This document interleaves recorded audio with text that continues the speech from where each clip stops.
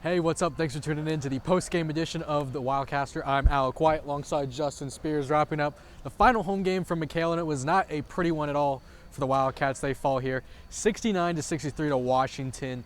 Justin, much like the game against Washington State Thursday, a tale of two halves.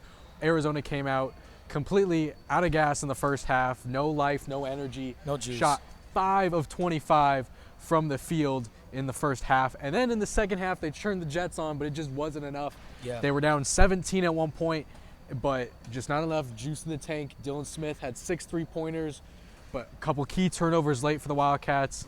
Christian Coloco got a technical foul and made its 5th foul for him, so he was gone. But just another disappointing game for the Wildcats. Yeah, and this was senior night. They changed it up a little bit. They did senior day ceremonies before the game, and it was a nice moment. I thought, okay, honoring these guys. This is a senior group that's very different than some of the senior classes that Sean Miller has had, because you have a guy, or you have all the pieces in your class. They haven't started their careers at Arizona. So, to honor guys like Dylan Smith and Stone Gettings, Max Hazard, and et cetera, I thought this might have, given them a little bit of energy to start off this game. But like you said, Alec, similar to the Wazoo game, very slow, very flat. Washington's tough zone defense. I mean, we were sitting up there in Media Row trying to figure out what kind of zone defense it is. It looked like a 2-3. Sometimes it looked like a 3-2. But then you add in a guy like Isaiah Stewart, who's almost kind of like a middle linebacker right there in the middle. And, they really limited Zeke Nnaji getting the ball. And I thought that was very key for Washington and getting their stops. So, Zeke Nnaji expressed it after the game. He was very frustrated because Washington's defense didn't allow him to get any looks in the post, and especially in the second half. So, you got to give credit to Washington's defense, because they are the most talented last-place team I've ever seen in college basketball. I mean, 2 first-rounders, yeah. maybe 2 lottery guys, too. Without a doubt. Like, they have solid talent. And Mike Hopkins is actually a really good coach. So, you got to give credit to Washington State. But, man, the poor shooting. I mean, I thought we were on pace to see another record night for Arizona. Record night in a bad way. In a bad way, exactly. I mean, they did it. Was it against Oregon? UCLA, or USC. USC. That's what it was. I mean, there was a night where they really were bad from the floor here at McKale Center, and they were on pace to do it. But then Dylan Smith, added some life with his 3-point shooting. He got his nose busted in. He did. Came out with a couple of like cotton swabs in his nose, and he still played. That goes to show the toughness that is Dylan Smith, and it was refreshing to see him come out and play. But I mean, Dylan Smith was really the only Wildcat that really played exceptionally well. And it's disappointing in many ways for the Wildcats, because now they got to turn around and face Washington again on Wednesday. So you talk about a team that had already beaten Washington, but now you lose to them, and Washington pretty much controlled that game from start to finish outside of a few Arizona Reds in the second half. So now if you're Arizona, you got to regroup and figure out, okay, how do we attack this defense? The good news is that they did play much better in the second half, but you still got to find a way. Now we're in tournament time. It's win or go home. Yeah. And I think for Arizona, you got to look at the glass half full after a loss like this. You're still going to make the NCAA tournament. I still think even if Arizona loses to Washington on Wednesday, they're still going to be in the NCAA tournament because of their net ranking. That works in their favor. But on Wednesday, you got to show how you're capable of making mistakes, or how you're adjusting from overcoming these mistakes. Washington, they've had a very rough season. We don't know the status of Quade Green, their transfer point guard from Kentucky. Does he play in the Pac-12 tournament? So that remains to be seen. But fortunately for Arizona, you got to look at this. If Dylan Smith is your only player that really played well tonight from start to finish, that's refreshing, because you have arguably the best freshman in the Pac-12 in Zeke Nnaji. You have a point guard in Nico Mannion who's been playing well over the last few games. So that works in your favor. And plus, you just saw them, 5 days ago? I'm talking about for Wednesday. You just saw them 3 days ago. So Arizona's going to be fine, but yeah, it's definitely not a way you want to end the regular season.